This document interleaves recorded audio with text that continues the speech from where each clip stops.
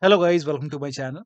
So whenever you restart your computer, if you're receiving this pop-up error which says you will need a new app to open this taskbar X link. So to fix this, the first step is to uninstall taskbar X. So if you don't need this application, uninstall it and then restart your computer and that should go ahead and fix the error message.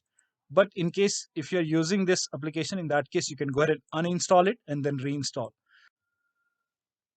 Now, even after uninstalling Taskbar X, if you are receiving this pop-up, then type in Task Scheduler in Windows search box and then click on Task Scheduler.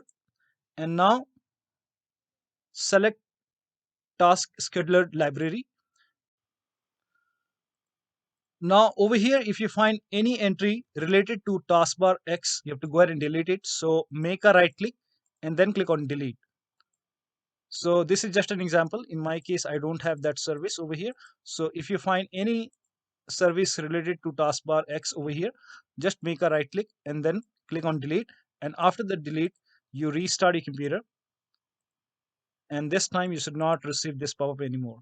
So that'll be all. Thank you so much for your time and please like this video and subscribe to my channel.